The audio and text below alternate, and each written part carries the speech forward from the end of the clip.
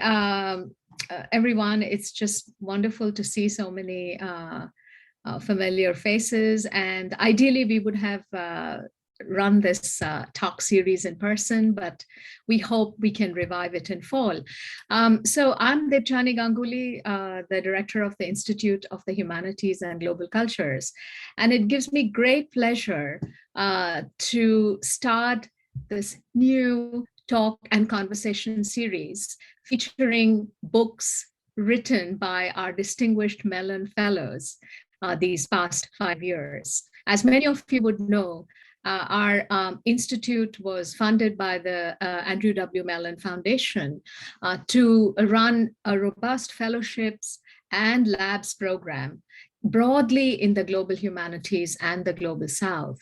And we've had an exciting 5 years with hosting any number of distinguished scholars from around the world, but also our very distinguished faculty colleagues who took the opportunity to either get started on their book projects or complete their book projects in the year that they spent with us.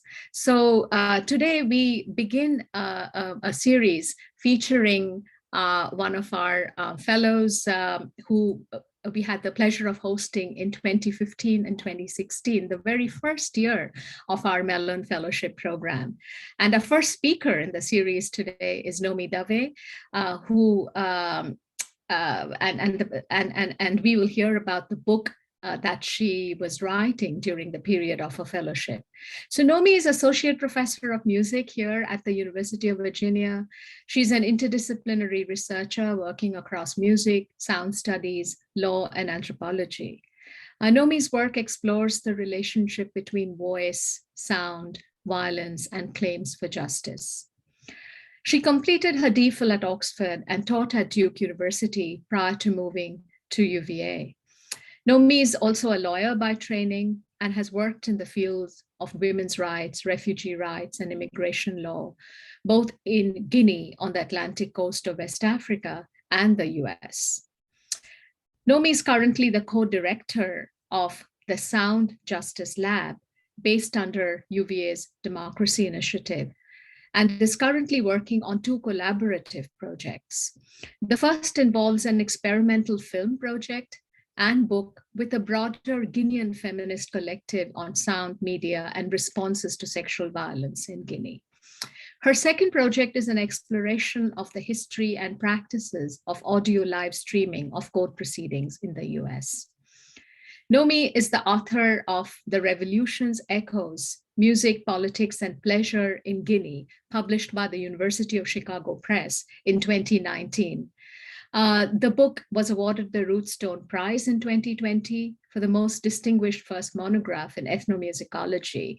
And we have the immense pleasure and privilege of hearing about the book from the author herself. The format that we will follow for our Mellon Fellows book series is a brief presentation by the author, followed by a conversation with a discussant.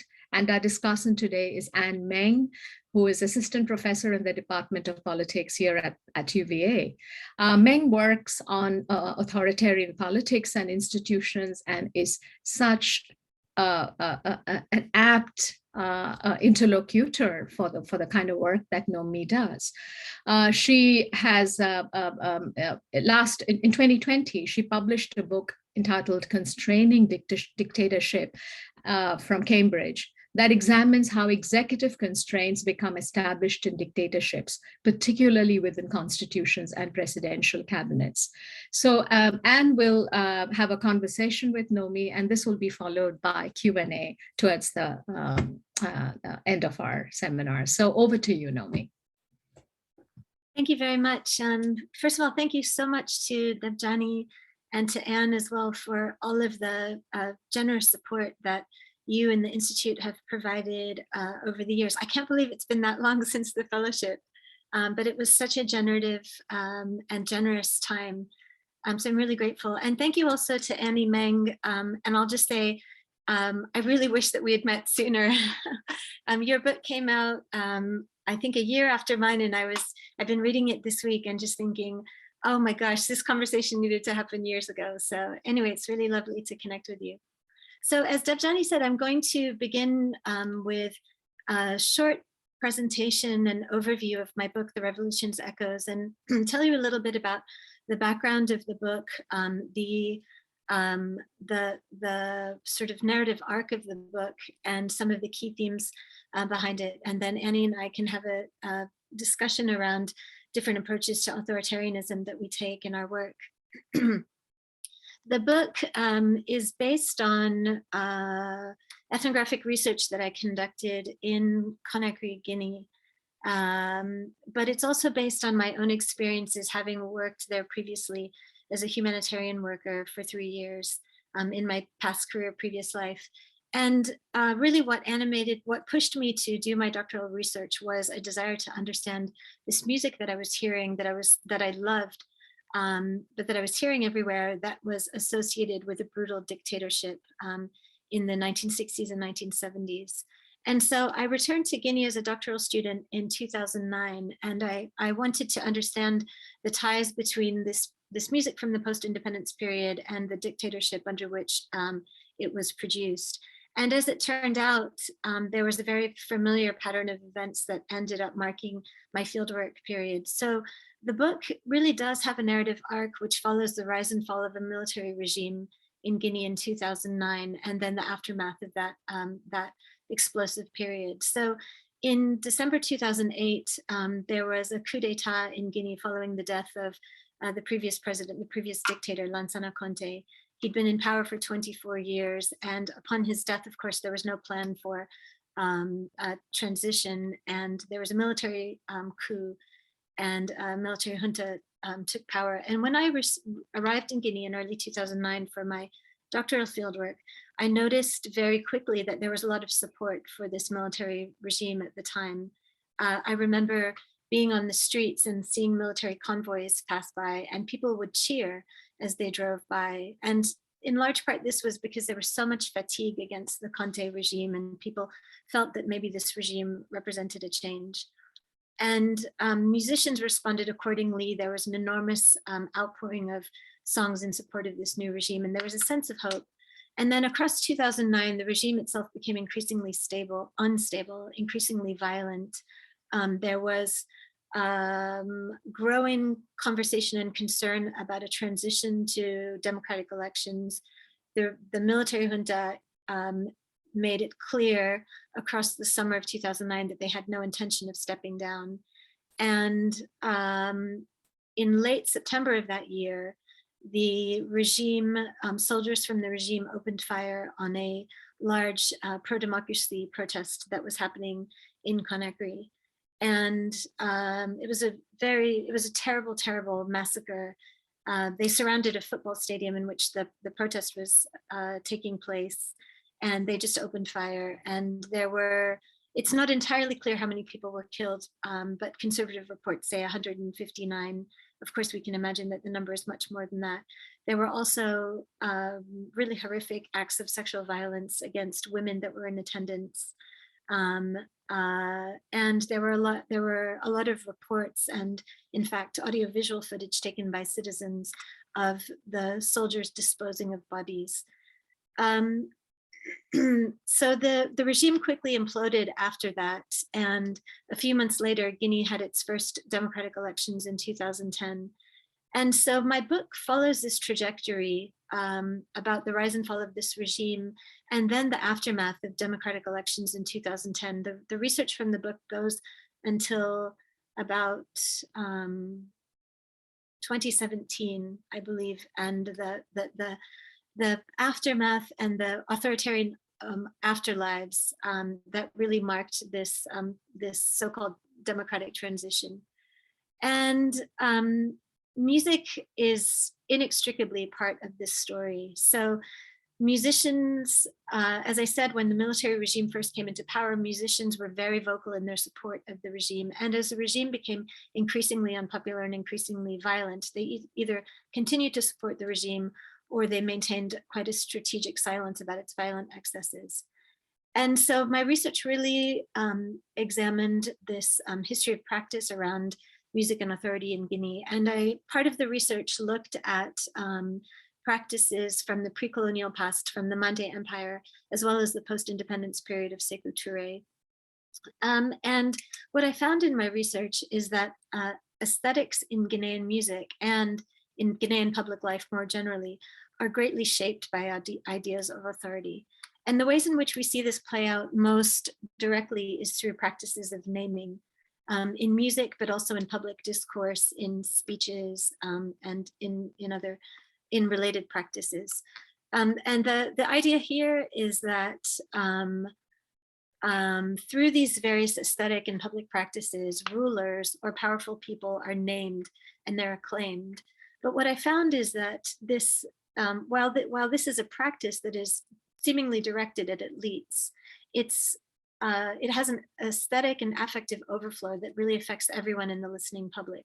So people that are present, people that listen, the audience, the larger collective, feels a tremendous amount of pride and affective solidarity in these acts. And this is really what perpetuates these acts. This is part of a major part of my argument, that these practices that are seemingly propping up these authoritarian leaders are actually really perpetuated by a larger collective investment of people who gain an enormous amount of pleasure and sense of pride and collectivity and solidarity through listening to these songs, to these speeches, etc.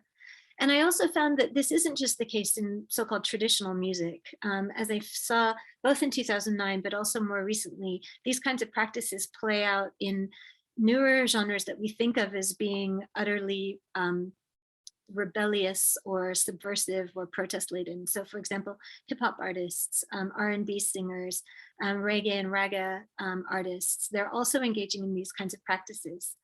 And their practices are utterly full of contradiction, because on the one hand, they might be very vocal in their conversations or in other kind of gestures, vocally critical of politicians or leaders, but at the same time, they really maintain these practices of naming. And so I argue that musicians are balancing these various aesthetic and political tensions and tendencies, and the tensions have become increasingly fraught over the past few years in particular. So as I said, the book also details the very messy aftermaths of democratic elections in 2010. You know, they were really billed as Guinea's first ever democratic elections. The elections themselves were enormously contentious. Alpha Condé, who was the president who won, was seen by some by a large part of the population as having stolen the elections, but at the same time, there was an enormous amount of support and hope for him because he had a very distinguished career as an opposition politician himself. He'd been in exile, he'd been in prison, he was a very vocal critic of the previous regime for decades, actually. Across the past decade or so, he began to exhibit increasing and familiar authoritarian tendencies. And so I was interested in this question of what constitutes democracy. What do we mean by democracy? How does it actually play out in practice? How do people understand it? What is the line that separates authoritarianism from democracy? And as we saw really play out in real time, it's an enormously blurry line, and people are constantly sort of negotiating it and trying to make sense of it. One of the arguments that I make is that democracy, or rather this sort of messy situation in which Guineans found themselves after 2010 was very difficult for people to name, because when you have a military dictatorship, it's easy to name, or it's relatively easier, I should say, to name what the problem is and what the fight is for. And then, of course, once you've had democratic elections, the fight, the struggle is more difficult to identify. And so this was really a problem that manifested itself in many different ways. And musicians continue to be really caught within this tension between protest and aesthetics of discretion and silence that I'll talk about in a minute in Guinea. So we saw this, as I said, again, across genres, not just traditional music, but with hip hop artists, with R&B artists, etc., that they were really moving back and forth across the spectrum of protest and accommodation of this increasingly violent regime, as they were trying to figure out what this changing political environment means in Guinea, how people are reading it, and what their responsibility is, both as individuals that are trying to lead their careers, but also as artists with some hold over the public ear. If any of you know anything about Guinean politics, you might know that there was actually another coup d'etat in Guinea last September, or was it November now? I can't remember, but just a few months ago, I think it was last September. And so again, and of course, this is well after my book was published, but we see this familiar cycle repeating itself. Alpha Condé was deposed because he had actually changed the constitution to stay in power for a third term. It was monumentally unpopular.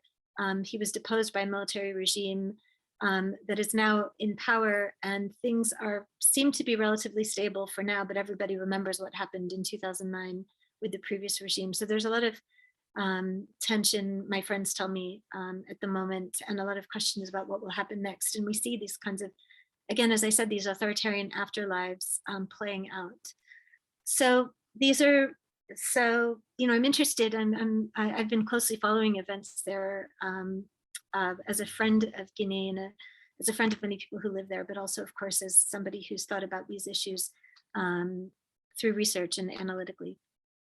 So coming more specifically to my book, as Debjani said, I had the privilege and joy of having a Mellon Fellowship through the IHGC a few years ago, and I shaped my fellowship research around the question, what good is music? And this is a question that I borrowed from a really fascinating book by John Kerry, C-A-R-E-Y. Not the former Secretary of State, but John Kerry, a British writer, researcher, scholar, he wrote a book a few years ago that's called What Good Are the Arts? And his book makes the argument that we tend to assume, and here I'm really talking about Euro-American sensibilities and histories here. There's a longstanding prevalent sense in that art is good and that art does good in the world. And he details some of the ways in which this plays out in quite concrete terms. So for example, Kerry speaks about social engineering programs in Britain in Victorian England in the 19th century, in which public funding was used to build museums and to build public art galleries, etc., with the explicit idea that it would provide social uplift for poor people, I suppose the deserving poor, to be exposed to art. So there was very much a social engineering sense here that poor people need to see art in order to be lifted out of their poverty, in order to really become the deserving poor as well. So there was a sense of moral uplift, more than material uplift, of course, as you can imagine. And this idea just resonated enormously with my own experiences with music and performance in Guinea. So as I said, I previously worked in Guinea as a humanitarian worker, and I saw this happening all the time, that international agencies, humanitarian organizations, use music in an extremely instrumental and simplistic way, and with the assumption that music is going to do good. It's going to improve people's lives. It's going to make things better. So music is used in all sorts of peacekeeping initiatives. It's used in consciousness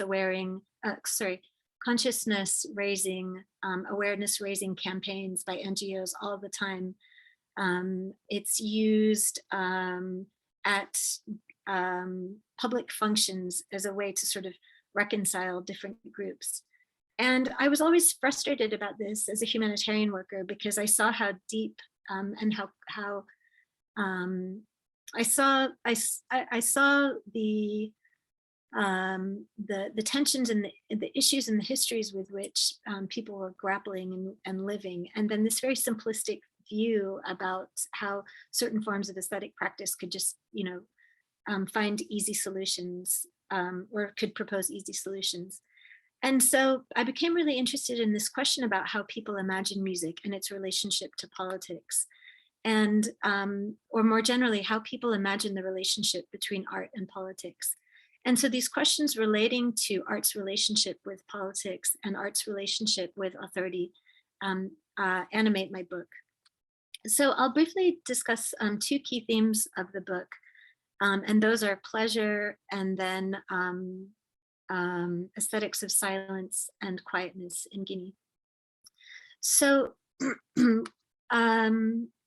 pleasure increasingly became a phenomenon and a sort of analytical field that I wanted to explore through my research, because I found, because of these, this sense of collective pride and affective solidarity that I noticed so much around these songs of naming and these praise songs, these practices of naming across all sorts of genres of music. And I noticed that this music did something to people. It really engendered a collective sense, a collective set of feelings that were actually fundamental to what was happening more broadly in cultural aesthetics and in public life. And at the same time, I was reading different scholars, Wendy Brown, for example, writing about political emotion, the role of love, and a sense of belonging, etc., particularly in liberal democracies. So I became interested in this question of how emotion and affect shape political culture, and the role of art and aesthetics in maintaining and reproducing structures of power. And of course, here we know that, and I think, even those of you that have never done any research on art probably know this intuitively, that most scholarship on art and politics assumes an oppositional relationship between the two, or on art and authority. It assumes that good art is subversive, it's resistant, it's anti-authority. And in fact, I have a quote by Martha Nussbaum in the introduction of my book, in which she says, she derides socialist realism for its, I can't remember the exact quote, but she says, real artists are dissenters. And this is an absolutely prevalent, sorry, I just lost the adjective I was looking for, but it's an utterly familiar stance. And what I argue is that this view of art is shaped not by examples and experiences that we see in the world around us, but rather it's shaped by our own political sensibilities and our own political desires about what we want the world to look like. And I find that this is particularly the case around African music. There's particularly this insistent discourse around African music as being protest music, as being political music, as being music that is about resistance and subversion to state authority. When in fact, and of course, my research isn't empirically based, so I don't have a statistical analysis about this, and I'm speaking really as an ethnographer, but also as somebody who's listened to a lot of music from around the continent and read a lot of commentary. And we know, in fact, that that's a view that is highly constructed and that really ignores, quite willfully ignores, the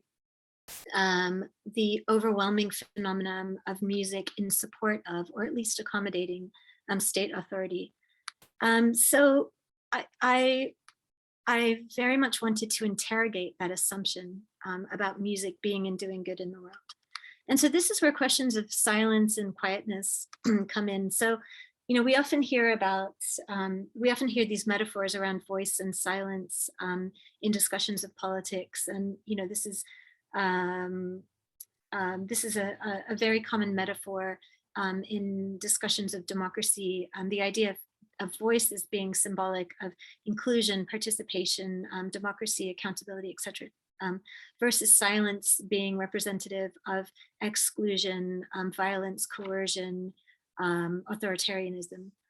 And what I found through my own research is that in Guinea, there are longstanding aesthetics of discretion and silence, in which it is, and this is an issue that has been discussed, or rather a phenomenon that's been discussed by many scholars of West Africa and of the Mande world in particular, these ideas of discretion, silence, quietness, and the sense that there are things that are better left oftentimes unsaid, or there are things that are better left veiled. And in terms of politics, we usually tend to understand silence as a question of censorship or as a question of coercion, if not violent coercion, a question of fear.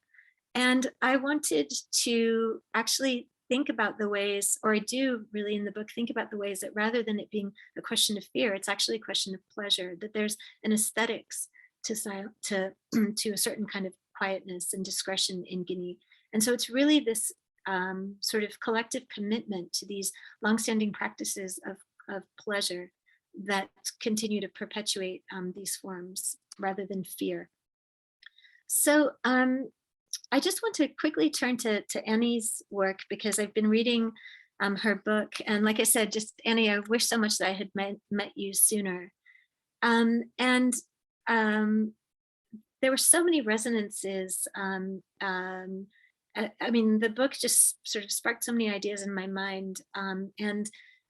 For those of you that don't know, Annie's book is exploring the ways in which authoritarian regime, the ways in which institutions within an authoritarian regime can create stability by distributing power across elites rather than concentrating it in the hands of the dictator. And Annie, please correct me for any massacring I might be doing to your research. And so, of course, she asks the question at one point in her book, how does an authoritarian regime evolve from a government run by big men to a system run by rules?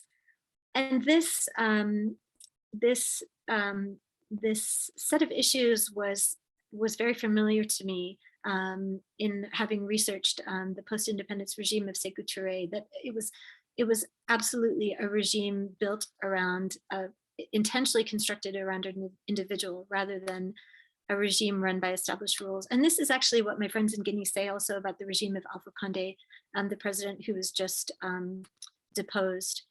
At the same time, what interests me, or sort of what really propelled my research in Guinea, is the fact that although Sékou Touré's regime didn't last, it has continued enormously to shape, to influence the political and cultural imagination.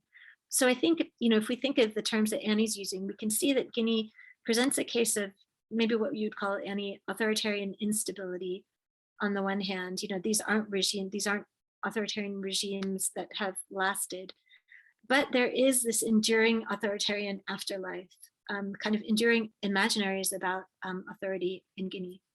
And so I'll end just by saying that my research really explores this question of what authoritarianism feels like to ordinary people and how people make it meaningful. And here I very explicitly reject the idea that it's necessarily a form of false consciousness, because I think that that's the way that we typically understand these things. And in fact, that's really a reductive reading of what's happening here. And I think instead, by thinking about the aesthetic and affective currents that really shape public life, we can better understand how people invest emotionally in authoritarian regimes and how they come to make sense of them as part of their lives. So thanks so much, and I'll hand over to Annie.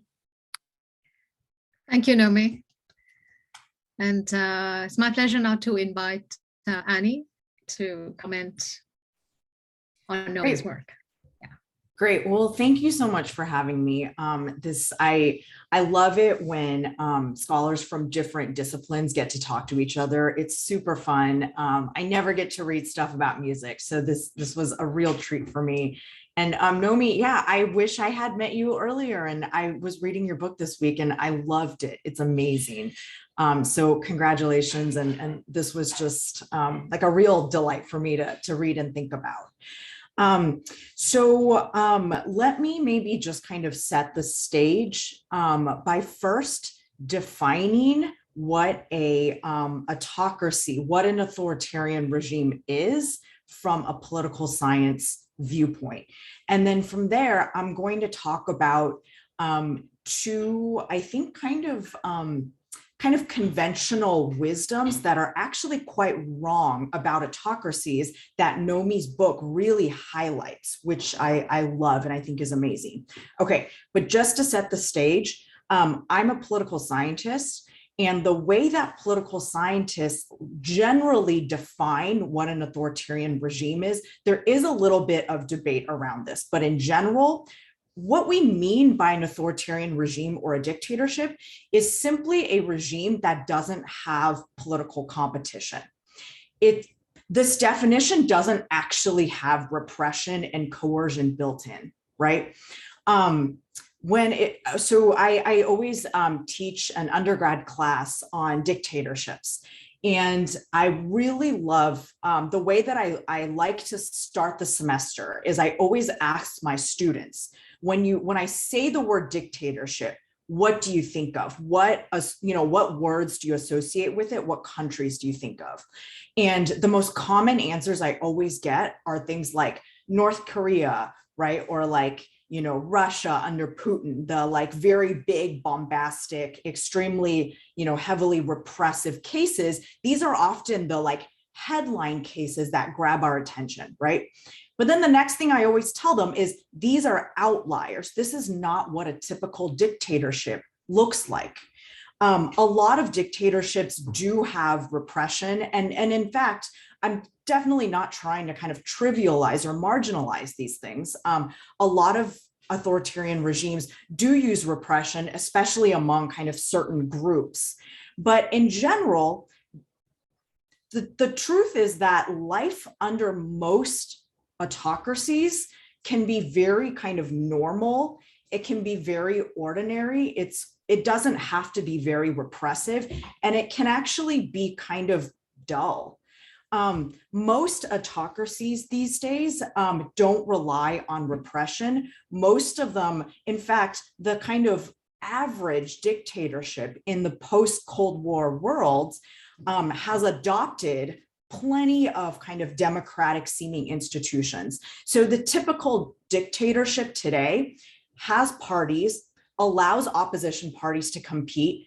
They have constitutions, they have multi-party elections, they have legislatures, they have courts. They have all of these institutions that we associate with democracies.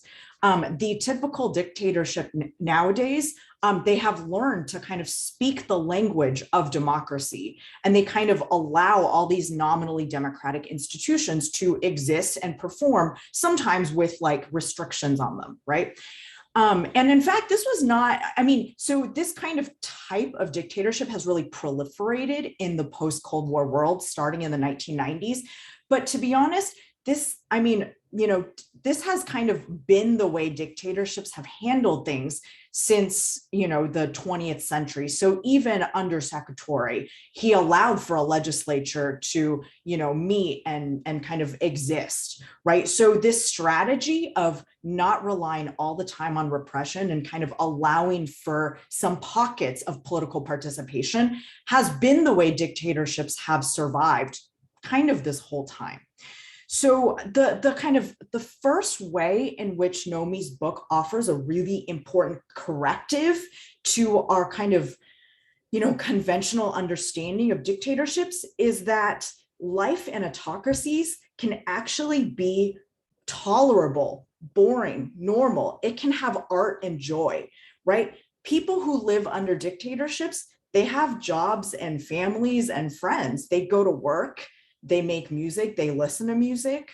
It can be very ordinary. And part of the reason that life under dictatorship has to be at least tolerable for at least some people is just because otherwise the regime could not survive, right? There are very few regimes, and North Korea is a real exception, that can rely on kind of repressing almost the entire population and, ruling via like an iron, fist, right? Most regimes just don't have that kind of capacity. And most regimes kind of, allow people, especially as long as they're not kind of, dissenting and marching onto the Capitol, to just kind of exist and have lives. And I think that this is really important for us to understand, both because this is the way that that most dictatorships look like. And second, I think it's really important for us to understand this, because this is like a really important survival strategy for most dictatorships, right? Is to make sure that life is kind of tolerable and has certain amounts of joy for most people. The second point that I think Nomi's book really highlights, and I think is really important, is, and Nomi, you just said this when you were discussing your book, it sounds like, we generally assume that all art is subversive and, is oppositional, and you show that this is certainly not the case, right? I would kind of broaden this out and say, I also think this highlights the fact that, we assume beyond art, I think we kind of assume that all people, oppose dictatorships and are like, I think that dictators are bad with a capital B, and like, I want democracy and I hate the regime if I think it's a dictatorship, right? This is also just simply not true.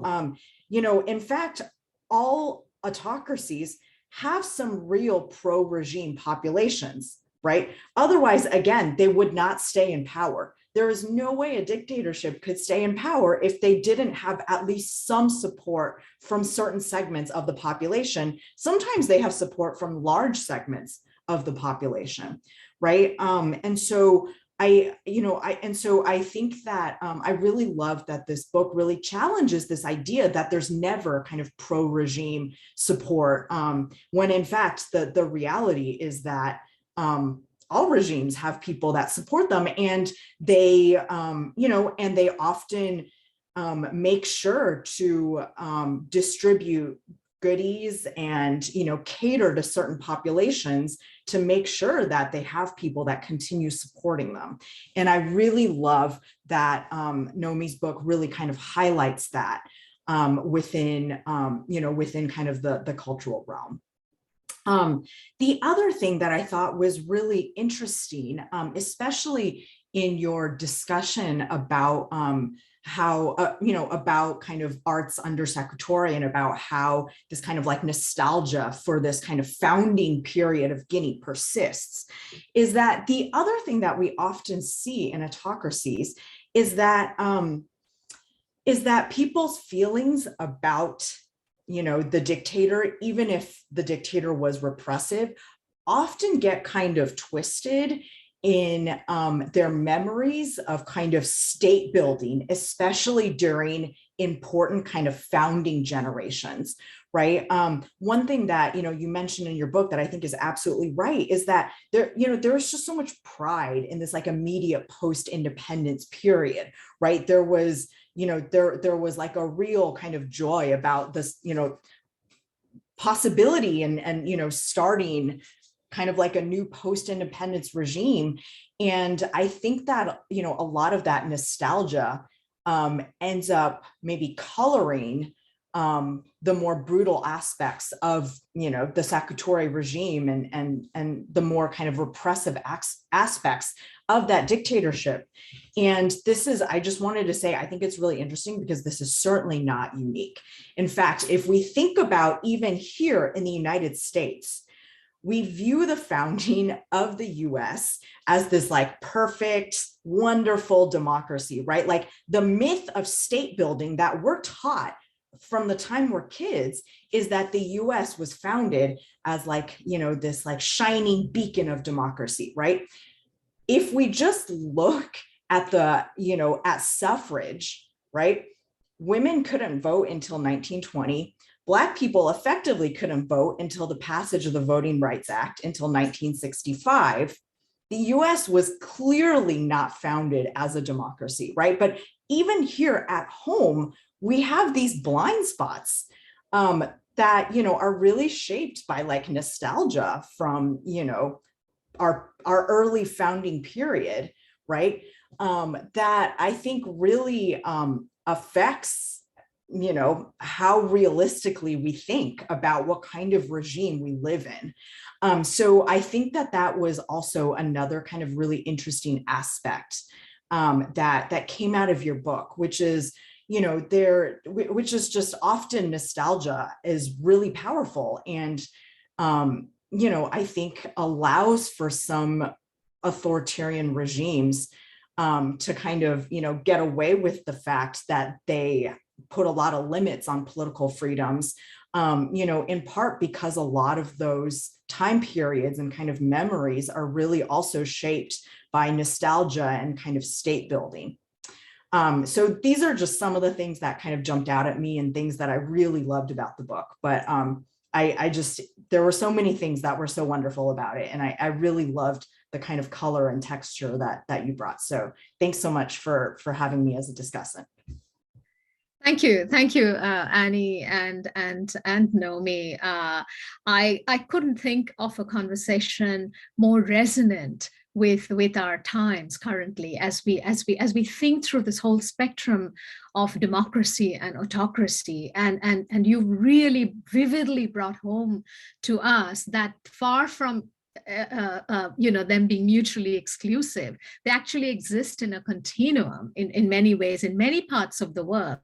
And the stakes, really the stakes of, you know, the agency of the people in weighing in and deciding and making certain forms more legible over other forms, you know, whether it's the democratic register or the autocratic register, and especially the role of art and aesthetics. I myself am a scholar of literature, and you know, it's so important, I guess, for us in the broader humanities to have this uncomfortable conversation, deep discomfort that really aesthetics and art have not always existed, do not exist in an oppositional mode to structures of power always. And again, it's a constant agonistic, you know, negotiation of practice, certain kinds of practice. So thank you so much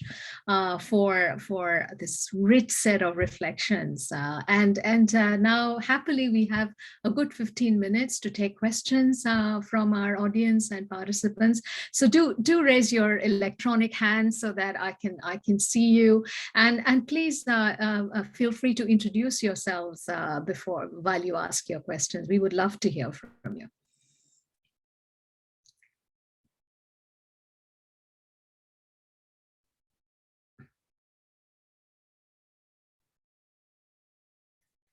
Yes, Amel.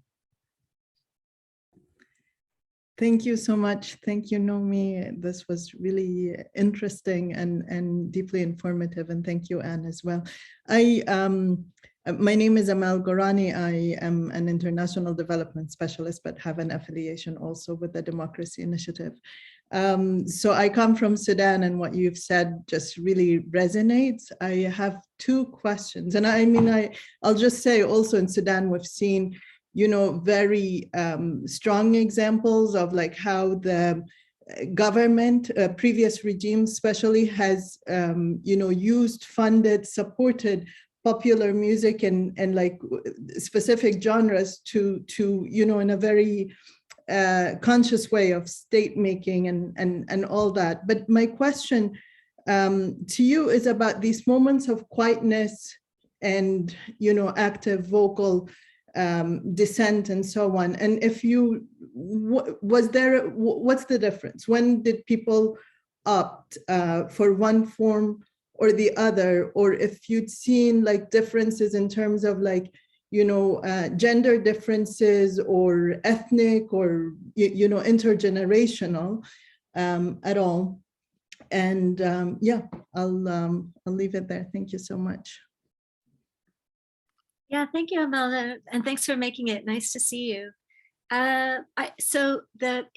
Regarding gender, I'll just start with that because this book was overwhelmingly addressing male perspectives and male experience, which was really a factor of a number of different factors, but it was partly due to the fact that the music scene itself is overwhelmingly male dominated in Guinea. And my current research is, as you know, Amel, is very much around responses to sexual violence and working with the feminist collective. And so thinking similarly about how these questions of discretion versus outright direct protest play out, and how they really rub against these longstanding cultural aesthetics that say that people should actually oftentimes keep the words inside them, not say things directly, etc. So in my current research, I find that the activists with whom I've been doing research in collaboration, they purposefully rub against these cultural aesthetics of discretion as a way to, part of what I argue is that they're purposefully shocking listeners as a way to sort of reshape the public listening ear in Guinea in the ways in which people hear women. In this case, regarding artists and their relationship with these authoritarian regimes, that was part of this book, I found that really most artists that I knew and met sort of were traveling themselves back and forth across the spectrum of quietness, accommodation, silence at times, and then other times kind of very vocal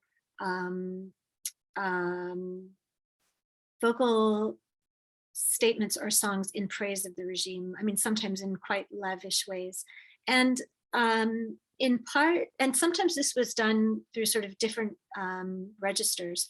So they would, they would kind of dress and sort of have all sorts of embodied behavior that really signals, subversion, resistance, et cetera, but then their words would be, very much in praise of the regime, for example.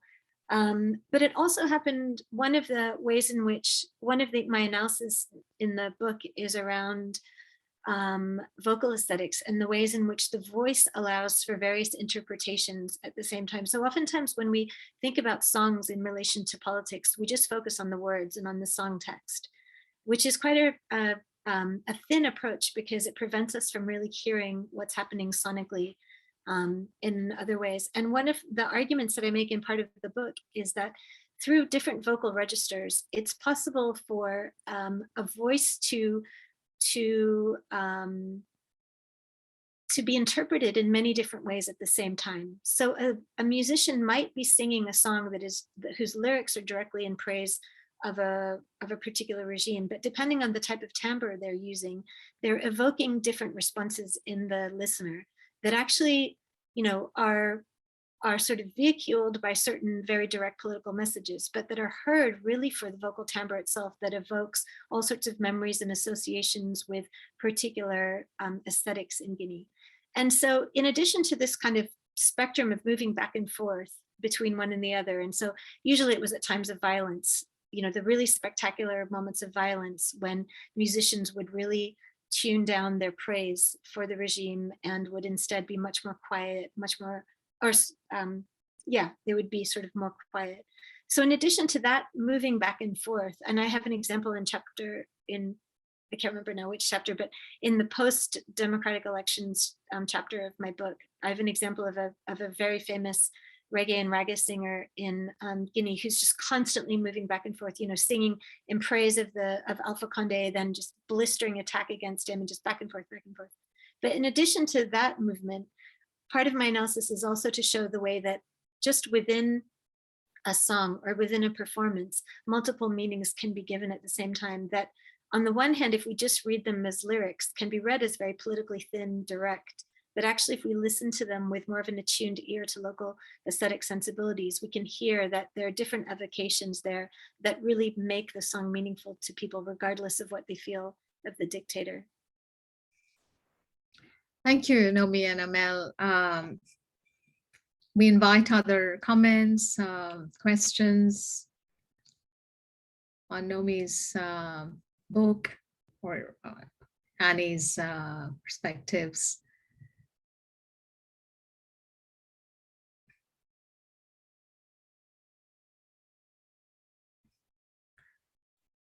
Okay, let me check the chat. Dayton Lechner writes, I'm on a computer without camera or microphone, so I have to ask a question here. First of all, I find your approach and topic really interesting, Nomi. It prompts all sorts of thoughts relating to my own work on sonic culture in Mao era China. I guess one question I would like to hear your thoughts on is this: what is particular to music in its relation to the political? That is, it is the discursive, is it the discursive through its lyrics, but affective in its sonic and socializing impacts? How can we think about these two dimensions and play with each other in the political and social field? And he also adds, okay, you've just answered this to a degree in your response to the last question, but you have more to say. I'd love to hear. I look forward to reading your book. And I know that David also has his hand up. So shall we take David's question too? And then Nomi, you can respond together. Yeah. David. I was just wondering, there's some conventional wisdom that nation state politics are perhaps a little bit weaker in some parts of the African continent than elsewhere around the globe. And so I wondered if you had a sense that these same dynamics operate at other scales or in other arenas of politics outside national regimes. I don't want to take you too far off topic, but I wondered if you saw anything in local to regional kind of politics like that. Yeah, thanks very much for both questions. And Dayton, I'll respond to yours first. So as I said, part of my analysis is very much around vocal timbre and the ways in which, this is something that I've been interested in really for years, and I'm continuing to research that. Of course, when we listen, we are not listening just to words.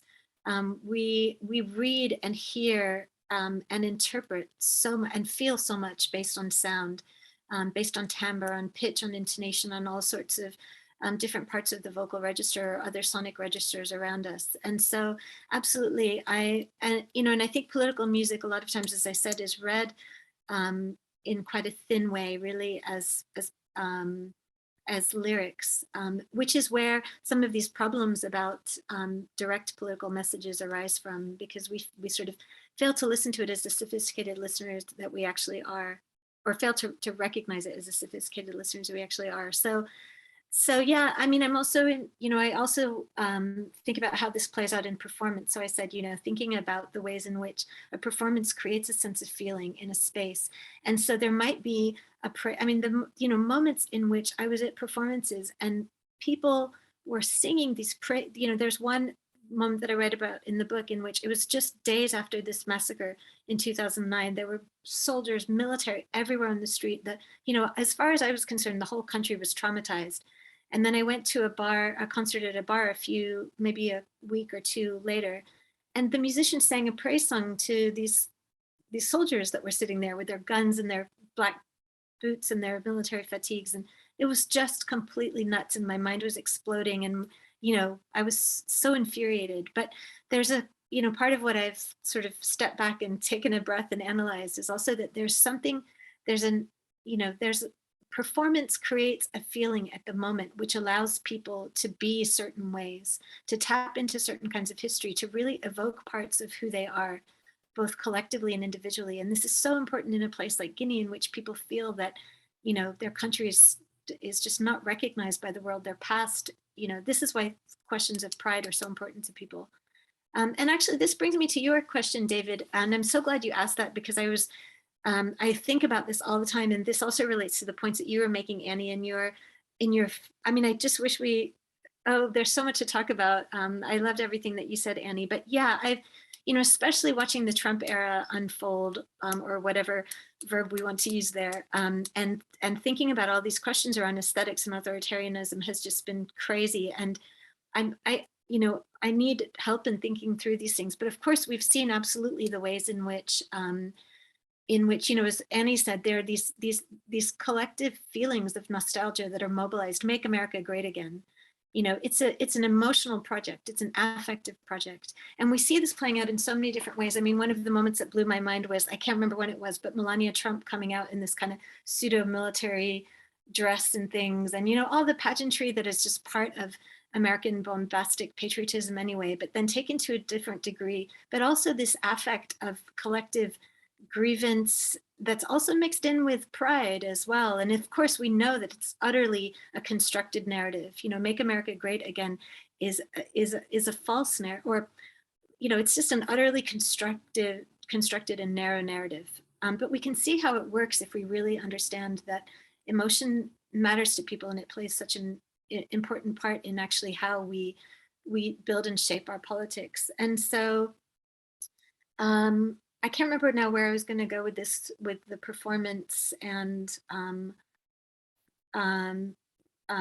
there was a connection I was going to make actually between that anecdote and Guinean performance in the Trump era. But we see it all around us all the time, and so I think to go back to Debjani's point, that absolutely we're deluding ourselves if we imagine that there's this very clean separation between authoritarianism and democracy. And William Mazzarella, who's a political anthropologist, he wrote this really fantastic piece after Kim Jong-il died that's called Totalitarian Tears. And there were all of these images about North Korean people publicly weeping and wailing and etc. And his piece is not about, and so the question that was asked in the American media was, do they really mean it? And he turns it around and says, why are we so obsessed with these images and this question about whether or not they really mean it? And so there's a sense that we're constantly exceptionalizing and putting these sorts of sensibilities elsewhere and saying, we're not like that. We don't do that. These people are crazy. They're brainwashed, they're deluded, they're living under some massive physical coercive threat, but they're not us. And in fact, the Trump era, if anything, showed us that, that is us.